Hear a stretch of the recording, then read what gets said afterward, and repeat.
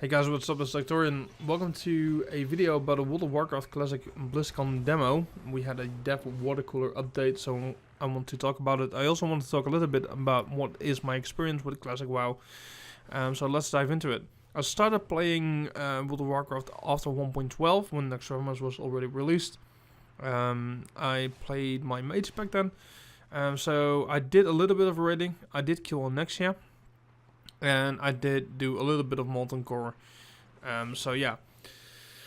Let's so the reason I want to talk about this classic World of Warcraft demo is because I'm a big supporter of Classic WoW. I missed out on Nostarius 1.0, the first Nostarius server. I didn't heard about it until it shut down. I wish I did, because I would be playing on that. I did play on Nostarius 2.0. I did stream that on my channel. So you can find that somewhere in the old videos. You can see in the stream vlogs. You can see it back. So yeah, we did some streaming of that. But when I heard the stories of the corruption going on there, with like the people who run that server taking money from the donations, not using that to run the server, but using that money for personal gain and all that kind of stuff, I moved away and I never went back to private servers because I kind of lost faith. Like, I think there is too much power and too much, like we heard, like you could pay people on the Nostarius 2.0 to get a full 60 character with epics and stuff. There were rumors going around. I don't know if all of it was true. I do know that somebody took $3,000 of the donations because they feel that they had the feeling they could, because like, well, I'm running this server, like, so I should get paid, so I'm taking $3,000. I'm like, you're crazy. So that's kind of put like, I was like, okay, I lost my faith in private servers and I never came back to it. I believe that Light's Hope is really good. It's like the go-to vanilla server nowadays, but you know, I'm not an expert on that. But I am a supporter of the Classic WoW. I never really made videos about it or let my voice heard. I thought I was not big enough. I started my channel as a WoW channel like 6 years ago, and I moved into Arc and other stuff later, which made me a little bit bigger.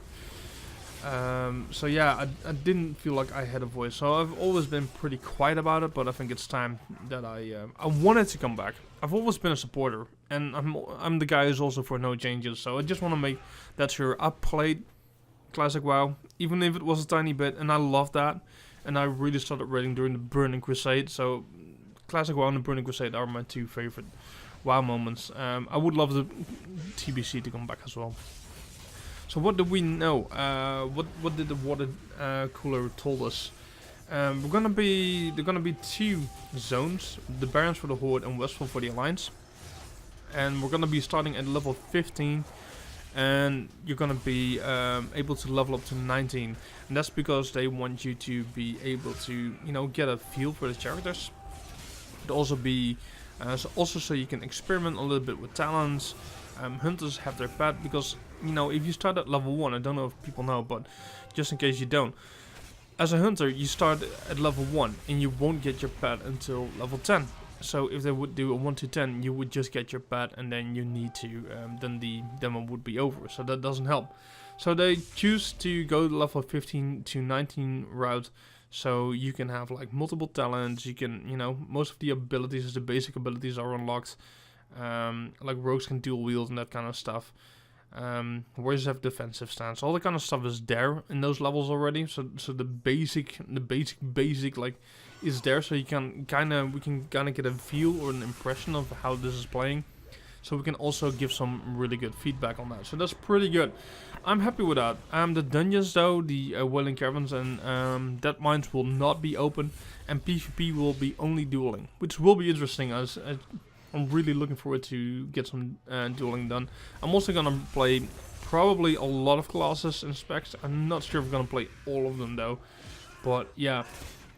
Also, a couple of things which I want to go over as well is that there is new widescreen support, which I'm very glad because I have recently bought a new monitor, which is a widescreen, so I'm very happy that I did that. I have no problems with that. And then we also have the BattleNet thing. That means you'll be able to download the demo through Blizzard BattleNet desktop app and use BattleNet chat integration in-game to ask your friends to come to check out the barrels with you. Okay, let's talk about this because this has a major backlash recently. Like, people saying like back in the day, like if I'm gonna take you guys all the way back in the day, you were not allowed to talk to people of the opposing faction, not even on the forums. It was against terms of service.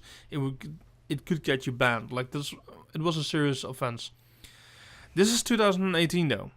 You know, we have Discord, we have the MMO Champion forums, we have all these, like, we have Skype, we have, like, TeamSpeak, if you still use that. There are so many, you cannot stop this. Like, people are saying, like, but Blizzard should not encourage this. It's a two-way street, though. It's two sides of a medallion, because people saying, like, this is bad, you know, this is, they're kind of encouraging it. They can't stop it. They will not be able to stop players from talking to the opposing faction. And if you think like, why is that a bad thing? It's kind of bad on PvP servers, because opposing factions can sort things out, and there can be a mafia run on like world bosses and shit. It could be like the Horde is Horde and Alliance are gonna work something out, and that means that you know, the Horde is gonna control a world boss, and they can reach out and say to the Alliance people like, hey, if you want to have this world boss, you need to pay us X amount of gold or other stuff, otherwise we're gonna gank you all those world bosses off, and then you can have these things going on. I mean, PvP did happen during the world boss, but now you're gonna have like a complete faction, and if there is an Alliance or a Horde imbalance, if it's 80% Horde and 20% Alliance, the Alliance might never be able to kill a world boss, because the Horde are gonna keep this hostage until they get paid.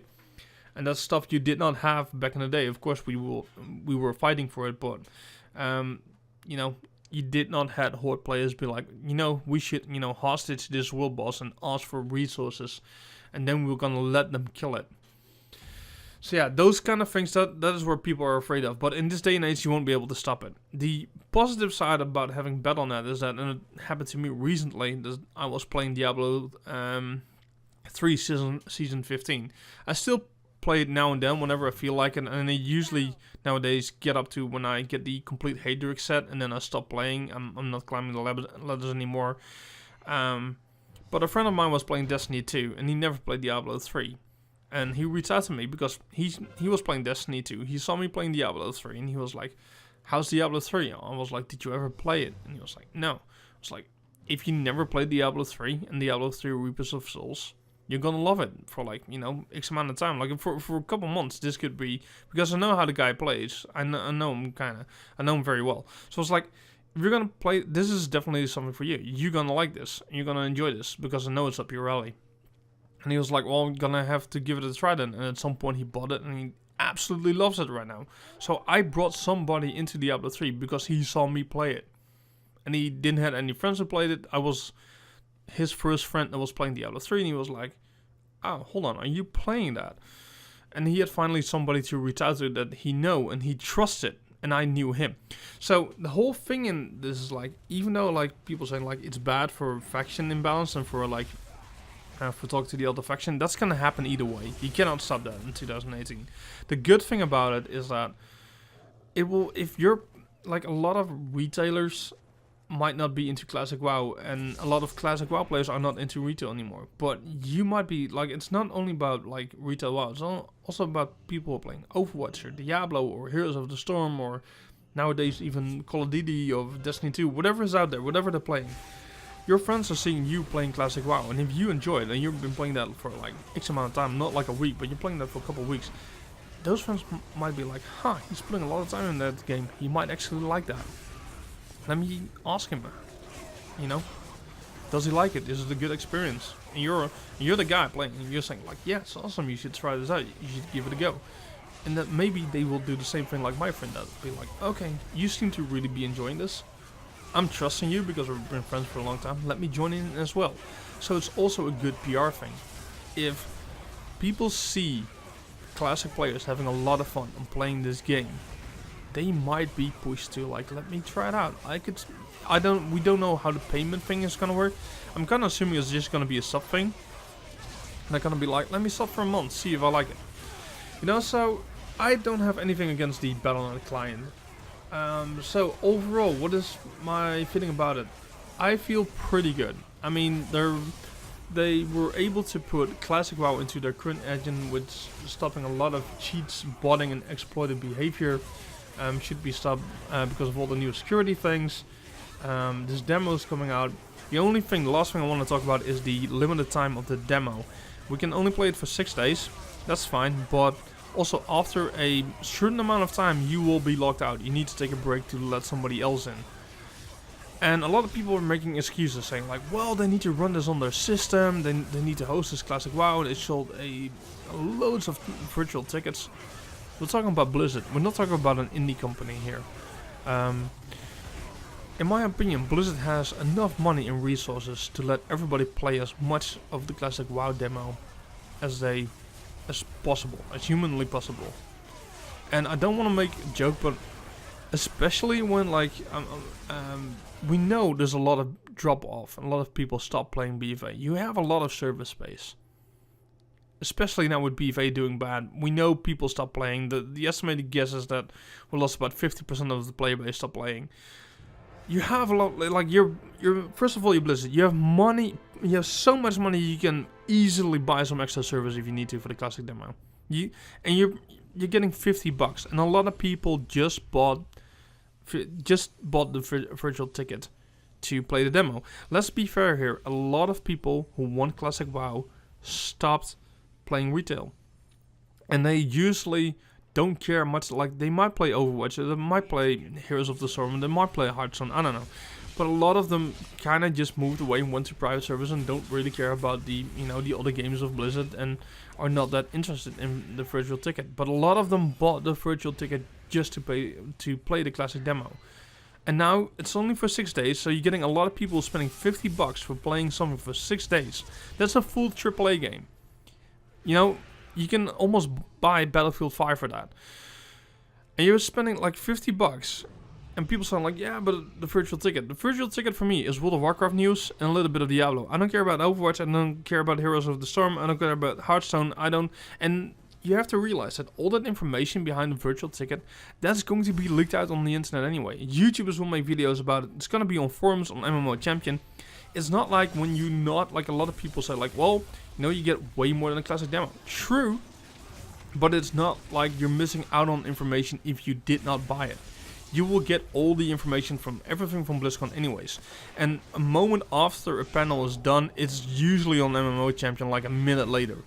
So it's not like you're missing out greatly. It's not you're gonna miss out on like epic moments. Of course, it's nice to see it live and experience it all, and but you can usually even see the the stuff later on YouTube anyways, or at least get the information on various websites on Wowhead and MMO Champion. So it's not out like you're missing greatly. I always think like for a virtual ticket, $50 is really expensive.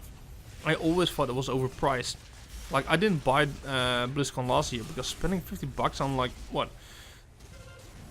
Just a virtual ticket and some mounts? No, I'll pass. I thought it was way too expensive. But this year I'm gonna buy it because I want to hear about the classic WoW news, about how they're gonna save Battle for Azeroth, hopefully, and I want to play this demo. This is why I'm spending my $50.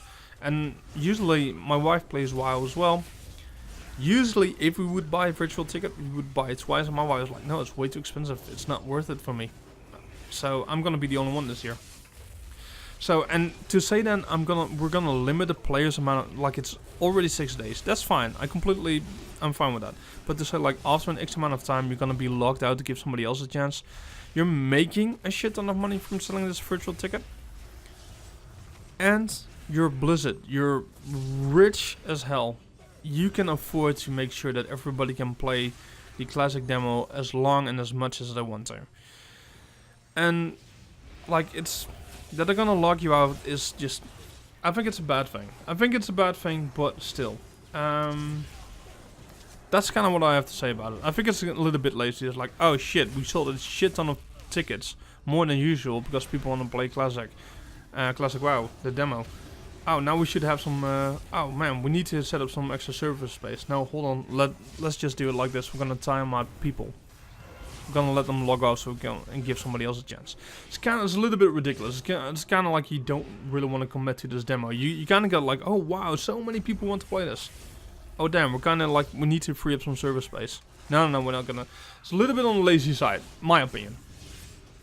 On the other side, it looks like, what I also want to say, like they said in the first thing From the beginning of this project, the team's mission has to be as faithful as possible to World of Warcraft as it existed back in 05 and 06. So finally, they really want to make this experience the same as it was back then. So it seems to be confirmed, no changes, and that's really awesome as well. Oh yeah, and the last thing I want to mention, they're gonna put it in colorblind mode, which is of course, you know, understandable. It's really awesome. It's in there. But other than that, it seems to be, other than the colorblind thing, colorblind mode, the BetOnNet thing, and the widescreen, seems to be no changes. And I'm absolutely really happy that we're gonna hear this, and I cannot wait to play this demo.